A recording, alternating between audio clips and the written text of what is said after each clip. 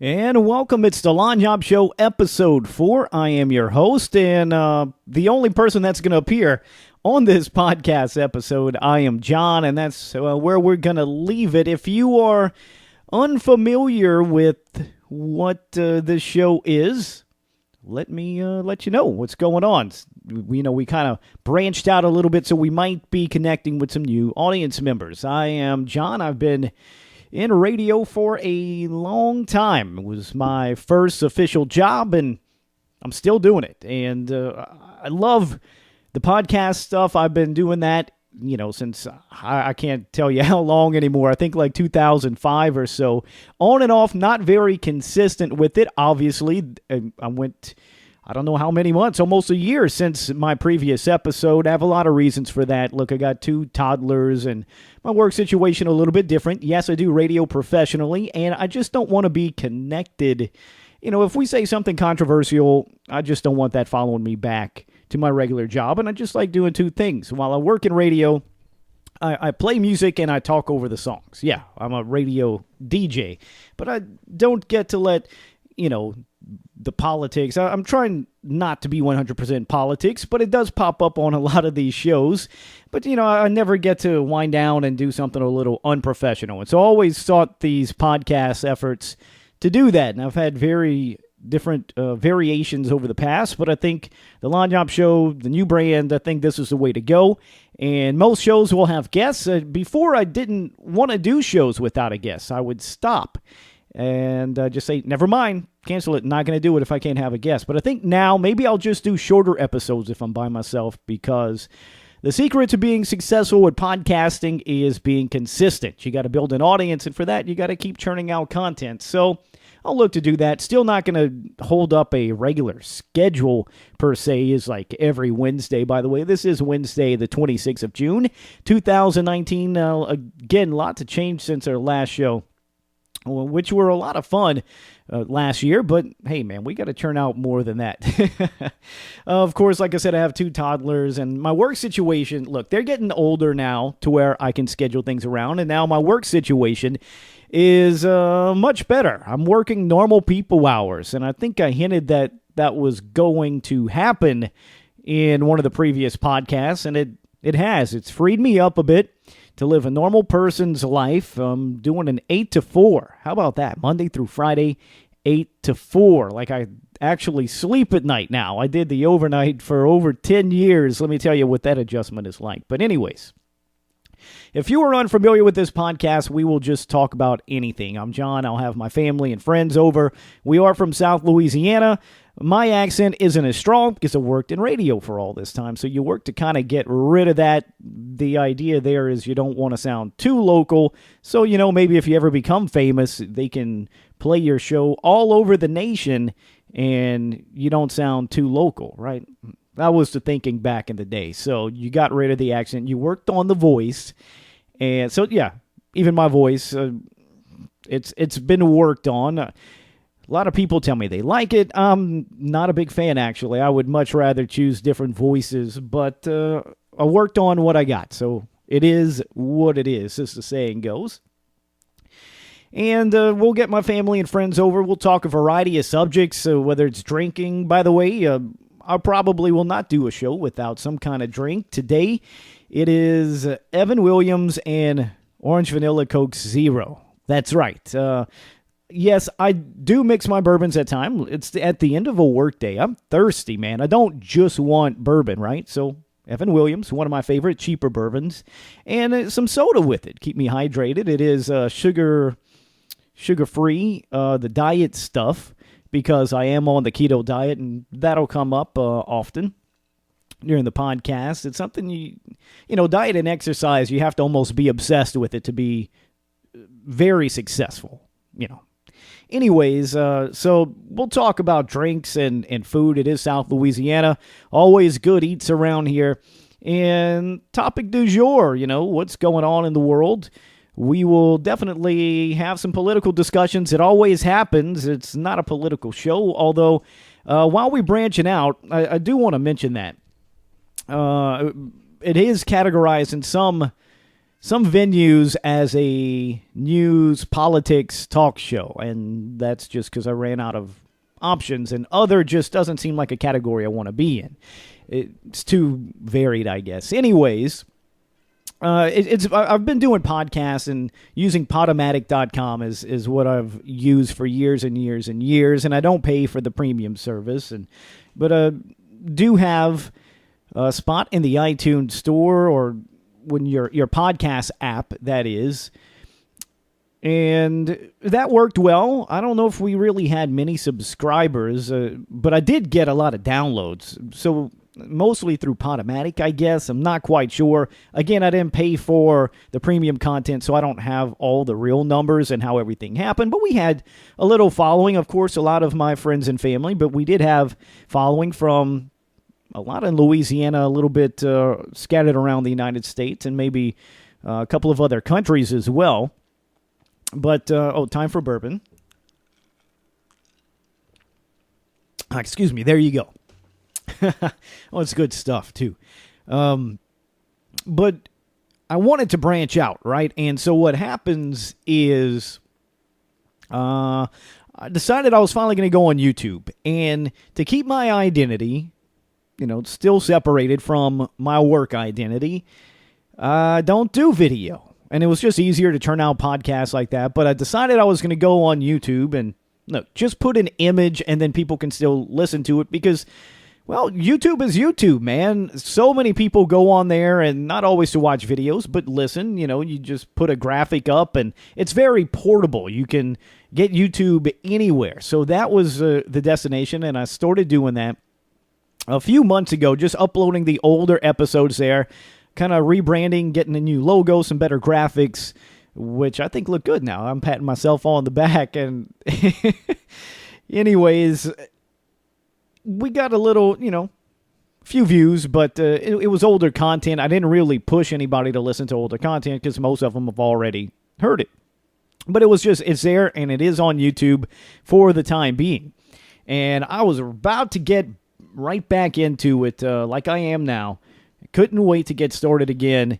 Had some more time free up for me, as I said, I get off at 4 o'clock in the afternoon. And then the adpocalypse happened. Most people may not have heard of this unless you're a big internet nerd into podcasting and YouTube and stuff like this. But a guy on Vox, who may call himself a journalist, he's something, he puts out a lot of, I would call it propaganda, really, but, pushing political agendas, and some of his stuff, I have a heart. Look, I love people, all shapes and sizes, and sexualities and all that as well, and identities, and this guy got picked on by another guy on YouTube named Steven Crowder, who is a comedian. He mixes in comedy with politics, like, The Daily Show and those guys. And, well, he did. He picked on that journalist, so we'll just call him, I think his name is Carlos Maza, if I'm not saying that incorrectly. So we'll call him Maza. I apologize if that's not his name, especially to him. I'm sorry I got your name wrong if I did get it wrong. But Crowder did pick on him, and look, it looked like Maza, he just didn't like being criticized, I guess. I'm all fine and dandy with people cracking jokes on each other. I think there's a difference between little jokes, stuff said in jest, as opposed to actual full-on hatefulness, hate speech where, you're calling for violence and all of this other nonsense. But he did pick on Maza, and I'm of the opinion that it was still okay. It was still okay. Yes, he picked on him. It's not nice. Could be considered bullying, but he never really called for violence against him or anything crazy like that. But Maza threw a fit, and he's connected with Vox, is connected with all of these other, big organizations, media corporations, and long story short, they twisted the arm of YouTube. YouTube's changing their policies, and they're really cracking down on a lot of people. I mean, the right and left. It's not just political. Various violations or stuff that they said, even in their own terminology, doesn't necessarily violate their policy, but it could be borderline content. So, needless to say, a lot of uneasiness. I was just getting on YouTube to start this podcast, and I'm not trying to be huge. This is a hobby for me. I have a real job. But I'm looking for other avenues, too. I'm still going to try YouTube. I haven't been since, as far as I know. I mean, I don't even have enough views yet on YouTube to even really know, to be honest. But we're going to explore different avenues. I might pick multiple sites. I did go out to a site called BitChute. That's BITCHUTE, which is a non-censorship platform. They are all about free speech, and I'm all about free speech in the First Amendment. Like I say, there's a difference between saying something in jest and, picking on people, and then really truthfully saying super hateful things and calling for violence and all that. I think there's a big difference, and BitChute is more open-minded about that sort of thing and more open to free speech. And so I said, why not? It's growing in popularity, especially because of this ad apocalypse where YouTube is taking monetization and ads away from videos so they can't make money, and kind of manipulating how content is found on the site as well. So I decided to go to BitChute, and there is several options for payment. Now, look, I said again, this is a hobby. I ain't looking to make a single penny with this, but I did select the PayPal option. There's multiple other options, which I could subscribe to all of them if I really wanted to get paid. I'm not worried about it. I'm not asking anybody to donate anything. This, again, is just a hobby. I'm still having consistency issues of doing it. So, but there is a PayPal option there if anybody is starting to like this content, and it would ultimately, I guess, incentivize me to be more consistent, to put out more content, more quality as well. And so that is there, but that is not the reason why I really moved to BitChute. It's about censorship, and look, I just want to get my show on as many avenues just to make it available to people. It's that simple. You used to be able to embed a podcast on Facebook. Like, you could actually put audio there, and it's just in somebody's feed, and all they have to do is click play. Well, yeah, that's not really a possibility anymore as far as I know. And drink time. But also at work, I work at a network of radio stations. We are privately owned, which I'm very proud of.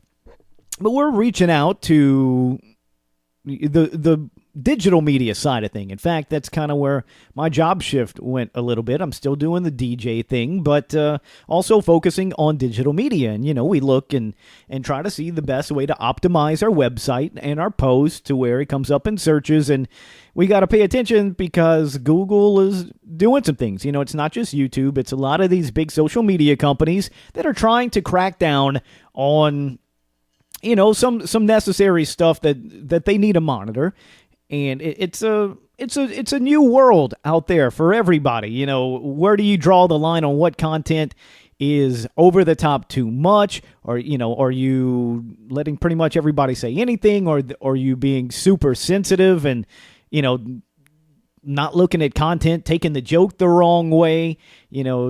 Context. It's a struggle for these companies, and the government's even looking into it to making sure they're doing right. There's a lot of things that I have a lot of opinions on that, and I'd like to hash out the details with somebody else. But for me right now, just doing a kind of welcome back podcast, I'll leave it at that. But I am definitely looking forward to scheduling a few podcasts, talk to some of my friends, reached out to them.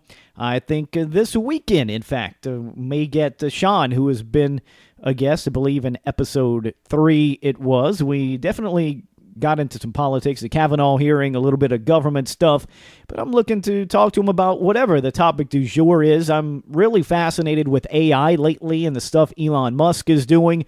AI, of course, being artificial intelligence. You got self-driving vehicles, now self-driving takeout vehicles. I've been telling everybody this is coming, and it's coming faster than you think. I had a class reunion just a few months ago, and it has been, years since I connected with these people, and they probably think, oh, I'm the, crazy conspiracy theorist guy. But it really isn't a conspiracy. I was like, look, I'm just telling you this because I want y'all to be prepared, right?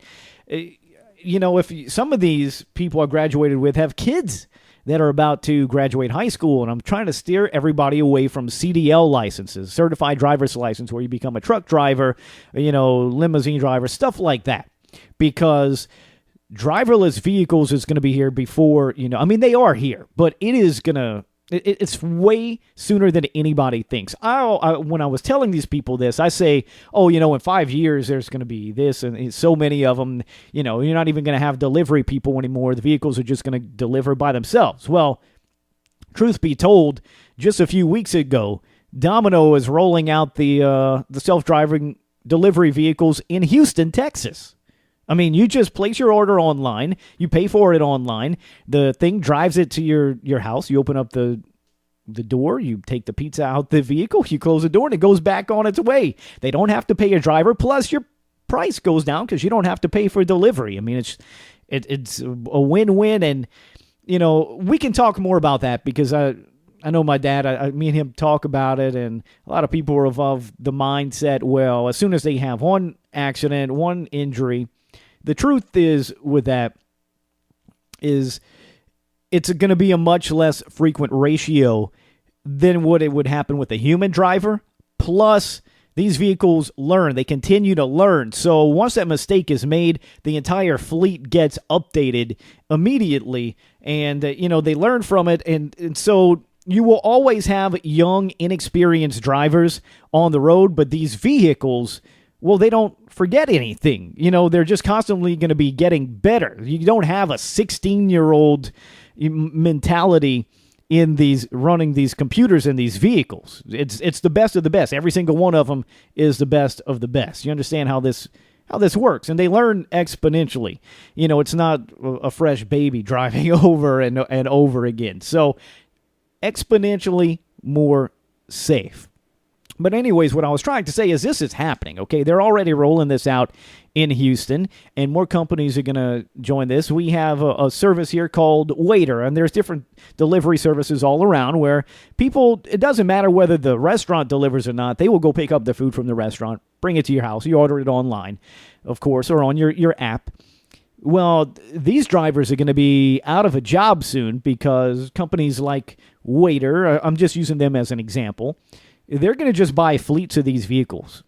Simple as that, to keep their business going. They're not going to pay these drivers because you pay the vehicle, one time, and that's it. You don't have to worry about health benefits and all of this stuff that a company that employs humans actually has to worry about. And this is going to happen. Tesla is supposed to roll out, by 2020, over 1 million driverless taxis. And then if you have a Tesla, your equipment will be updated and you'll be able to let your car, while you're at work and it's just sitting there, it'll actually go and taxi people around, make money for you on the side. I mean, it's just going to be a win-win scenario for everybody. So this is absolutely going to happen way quicker, and it is happening now faster than anybody expects. People think about, all the vehicles on the road are going to be self-driving. Yeah, maybe in 2030, 2035. Nah, man, it is right in front of our faces. It is coming soon. Anyway, so obviously you can tell I go on that tangent. I love talking about AI. Maybe we'll talk with Sean a little bit about that and whatever the topic du jour is. I have a buddy of mine, Jesse, who is a big video game, especially old school RPG. I mean, I grew up with this guy and my friends that play old school RPGs, and I kind of liked him, but I have that addictive personality where I would just play that thing constantly, and I played other video games, and I kind of stayed away from them because I knew my personality, I would get into them way too much. Well, now I'm older, I have more time occasionally, not necessarily, I had more time when I was a kid, what am I talking about? But anyways, I'm revisiting all these old school RPG games on emulators, and going from NES, SNES, and playing things like Lufia, obviously the Final Fantasy series, and all the different games and the way the mechanics work, from the job systems to just plain, you know, they do different things, basically, the equipment and whether they use more natural elements, nature, fire versus water and that sort of thing, and all these different philosophies. And I like some much better than others, and how they implement these battle systems. And so it'll be interesting to talk with him. I'm very excited to talk with Jesse about this sort of thing and get his opinion, which games he likes, which ones he would recommend, and talk a little battle systems, because there's one I think is fantastic, and it's a Final Fantasy one. It's the last one that they made with the job system, where you can take all you do one little job, then you do a different one, then you do a different one, you take the best traits from the job, and you build like this ultimate character at the end who's a freelancer, but he can have all these special skills. Yeah, that sort of thing. It'll be a big nerdy show, but I cannot wait to do that. Also, my dad is always game for great conversation, stories, especially. You want to hear some South Louisiana type stuff. My dad's always game for that, and a lot of insight for sure. And looking forward to Kelly. Kelly's always fun. You never know with Kelly. He has all kinds of crazy things. You never know where that podcast is going to go as well. But obviously, one of my best friends as well. We'll have them on the podcast. So looking forward to this weekend. Hopefully, I'll keep my fingers crossed, and we'll get Sean coming in. Also, I have a hot water heater. The thermostat's going out, or the heating element. Not sure which one. Sean does a little work in that area, or at least he can test it. I mean, I can test a light switch. The voltage is much less than that. So I'll get him to come, help me figure out what exactly is wrong with the water heater. We'll fix my water heater in my house, and we'll do a podcast. That is the plan. Hey, I might do another podcast, before that episode, kind of like this on my own, or maybe I'll call my dad up on the phone. I don't know. We'll see. I just wanted to say we are back, and we got a bunch more episodes, hopefully, coming, and hopefully we can be more consistent with this thing. You can also, again, listen to us on the iTunes podcast app. Find us in iTunes, search, that way, The Lagniappe Show. And we are available at Podomatic.com, on YouTube, as well as now BitChute. That's BITCHUTE. Looking forward to all the shows we will hopefully have in the future, and glad I got to grab your ears for a little while. For now, no cameras. Maybe later on we might get brave, and we'll see where it goes. But for now, just an audio podcast. Thanks for tuning in to the Lagniappe Show, and we'll just say cheers.